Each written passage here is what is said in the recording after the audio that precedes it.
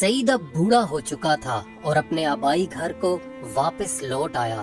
اب اس کے پاس مال و دولت کی کوئی کمی نہ تھی، لیکن دل میں ایک بے چینی تھی، جیسے اس نے اپنی کوئی انمول چیز کھو دی ہو۔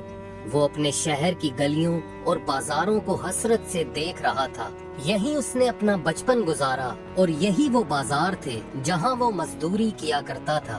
اپنی آنکھوں میں آنسو لیے اس نے اپنے گھر کے قریب موجود اسی درخت کو دیکھا جہاں کسی زمانے میں وہ بوڑھا بیٹھا کرتا تھا، جس نے سعید کی زندگی کو بدلنے میں مدد کی تھی۔ یہ بہت پرانی بات ہے۔ ایران کے کسی شہر میں ایک نوجوان مزدوری کیا کرتا تھا جس کا نام سعید تھا۔ صبح سے شام وہ کام کرتا اور طرح طرح کی سوچوں میں گم رہتا۔ جب وہ اپنے مضبوط کندھوں پر بھاری بوریاں اور سامان اٹھاتا تو یوں لگتا جیسے تمام دنیا کا بوجھ اسی پر لاد دیا گیا ہو۔ وہ کوئی عام مزدور نہیں تھا، بلکہ بہت محنتی، ایماندار اور ذہین بھی تھا۔ اسے بازار سے ایسا لگاؤ تھا کہ اپنے گھر سے بازار آتا اور بازار سے سیدھا گھر، بس یہی اس کی دنیا تھی۔ اس نے اپنی آنکھوں میں بڑے بڑے خواب سجا رکھے تھے، مگر اس کی زندگی غربت میں گزر رہی تھی۔ اس کی آنکھیں چمک اٹھتیں جب وہ مالدار تاجروں کے قافلوں کو دیکھتا۔ ایک دن وہ بازار میں موجود ایک پرانے فوارے کے پاس آرام کر رہا تھا۔ اسی وقت گورنر کا قافلہ نمودار ہوا۔ سپاہیوں اور خدمت گاروں کی ایک بڑی تعداد گورنر کے ساتھ موجود تھی۔ سعید حیرت سے اس شان و شوکت کو دیکھتا رہا۔ وہ کڑتی ہوئی اور دبی سی آواز میں خود سے کہنے لگا، میں کیوں نہیں؟ یہ میں بھی تو ہو سکتا تھا۔ کیوں مجھے بہتر زندگی نصیب نہیں؟ آخر مجھ میں ایسی کیا کمی ہے جو مجھے آگے بڑھنے سے روک رہی ہے؟ وہ دن بھر محنت کرتا رہا اور شام سے کچھ دیر پہلے سر جھکائے اپنے گھر کے راستے پر چل نکلا۔ وہ تھکن سے چور تھا اور اس کی کمر بھاری بوریوں کے بوجھ سے درد کر رہی تھی، مگر وہ اب بھی گورنر کے اس قافلے کے بارے میں سوچ رہا تھا۔ سعید کے سادہ سے گھر کے قریب ایک پرانا سایہ دار درخت تھا جس کے نیچے ایک جہاں دیدہ بوڑھا شخص بیٹھا کرتا تھا۔ اس بزرگ کی آنکھوں میں زمانوں کی حکمت جھلکتی تھی۔ وہ روزانہ سعید کو وہاں سے گزرتے اور طرح طرح کے خیالوں میں کھوئے ہوئے پریشانی میں دیکھتا۔ نہ تو سعید نے اور نہ ہی اس بزرگ نے آپس میں کبھی بات چیت کی۔ جب سعید گھر کے قریب پہنچا تو نہ چاہتے ہوئے بھی بزرگ کو دیکھ کر ایک لمحے کے لیے رک گیا۔ بوڑھا اپنے ہاتھوں میں ایک پرانی کتاب تھامے پڑھنے میں مشغول تھا، لیکن جیسے ہی اس کی نظر سعید پر پڑی، اس نے آہستہ سے اپنا سر اٹھایا اور نرم لہجے میں کہا، آؤ بیٹے، میرے پاس آ کر بیٹھو۔ سعید حیرت سے ادھر ادھر دیکھنے لگا تاکہ اس بات کا یقین کر سکے کہ بزرگ نے اسی کو آواز دی ہے۔ وہ دھیرے دھیرے بوڑھے کے قریب آیا اور پوچھنے لگا، کیا آپ کو کسی چیز کی ضرورت ہے چچا؟ بزرگ نے نرمی سے مسکرا کر جواب دیا، نہیں بیٹے، مجھے نہیں، شاید تمہیں کسی چیز کی ضرورت ہے۔ میں کئی دنوں سے دیکھ رہا ہوں کہ تم پریشانیوں کے بوجھ تلے دبے ہوئے ہو۔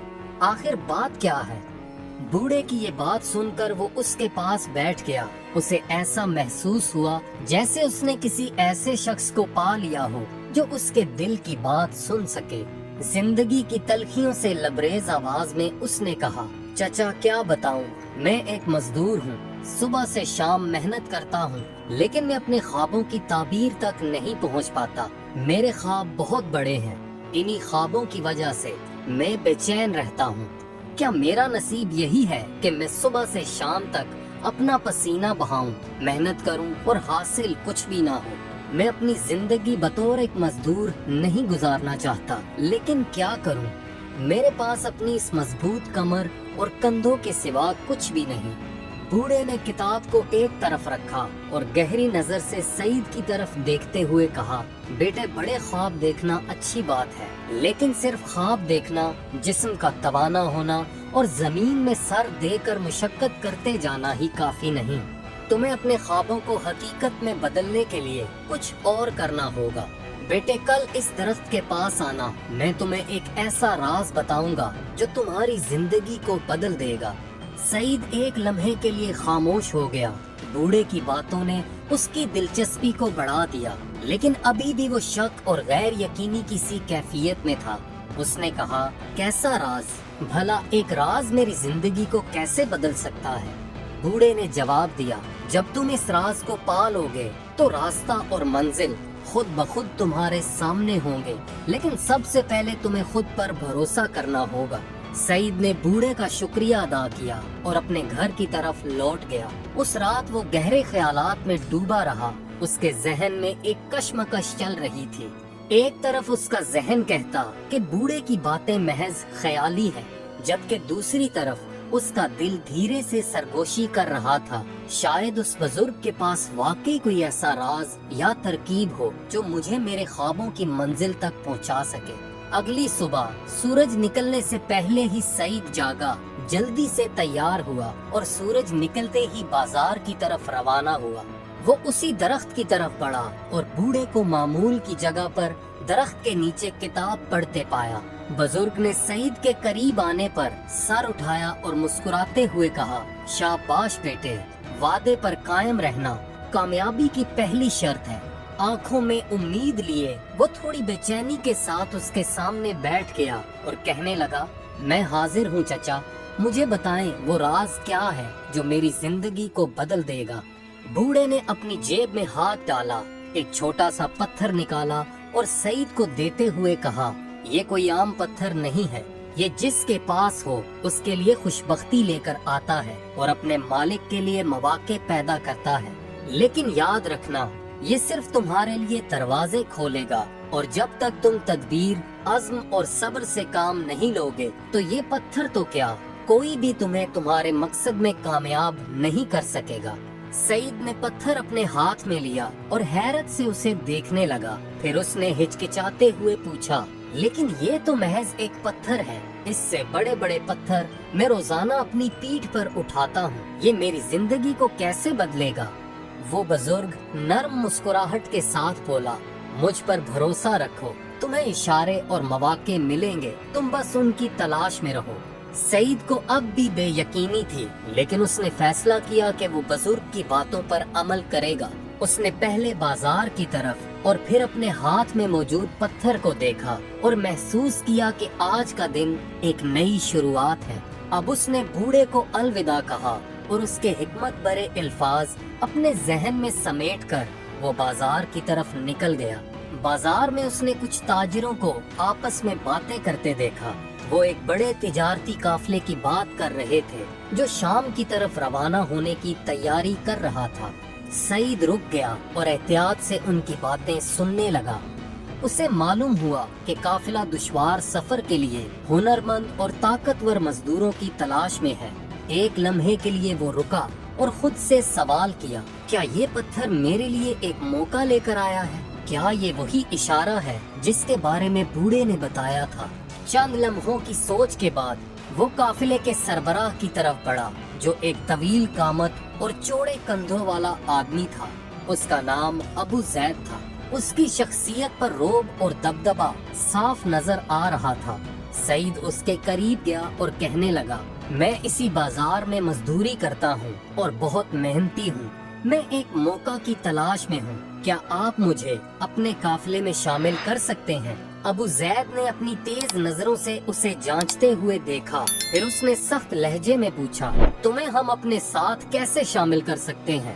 تم ایماندار ہو یا کوئی چور، محنتی ہو یا ناکارہ، ہمیں کیا معلوم؟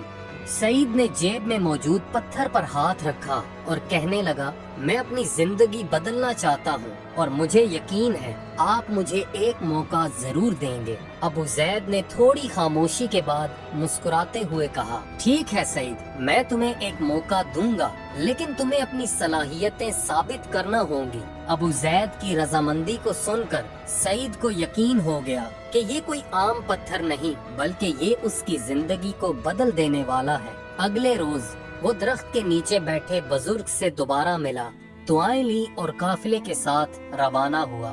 وہ پہلی مرتبہ اپنے علاقے سے باہر نکلا اور اس کے لیے یہ سب کچھ بہت عجیب اور نیا تھا۔ راستے میں قافلہ جہاں بھی رکتا سعید وہاں کی ہر چیز اور خاص طور پر پتھروں کو غور سے دیکھتا۔ وہ سوچتا کہ میری جیب میں جو پتھر ہے آخر اس میں ایسا کیا ہے جو ان پتھروں میں نہیں۔ اس نے کئی دن سخت محنت میں گزارے، جس کی وجہ سے اسے معمولی سی رقم لیکن کافی سارا تجربہ حاصل ہوا۔ ان کا قافلہ اب ایک بڑے شہر میں داخل ہوا جہاں بہت سے تاجر ایک جگہ جمع تھے۔ وہ سب ولی عہد کے محل میں پیش آنے والے عجیب مسئلے پر بات کر رہے تھے، ایک ایسے پراسرار خزانے سے متعلق جو اسی شہر کے کسی کونے میں دفن تھا، لیکن کسی کو خبر نہ تھی کہ وہ جگہ کہاں موجود ہے۔ ولی عہد کے پاس ایک نقشہ تو تھا جو پوشیدہ خزانے کی طرف اشارہ کرتا، لیکن نقشے پر موجود علامات پیچیدہ تھیں اور ہر کوئی انہیں سمجھنے سے قاصر تھا۔ ان کی باتیں سن کر سعید نے جیب میں موجود پتھر پر ہاتھ رکھا اور خود سے کہنے لگا، یہ موقع تمہارے سامنے ہے، یہ پتھر تمہاری زندگی بدلنے والا ہے۔ اتنے میں منادی ہوئی اور ایک شخص نے اعلان کیا کہ جو بھی نقشے کے راز کو حل کرے گا اسے بھاری انعام دیا جائے گا۔ اب یہ خبر جنگل کی آگ کی طرح پورے شہر میں پھیل گئی۔ بڑی کوششوں کے بعد بھی کوئی بھی شخص اس مسئلے کو حل کرنے میں کامیاب نہ ہوا۔ سعید نے بھی اپنی قسمت آزمانے کا فیصلہ کیا اور محل کی طرف چلنے لگا۔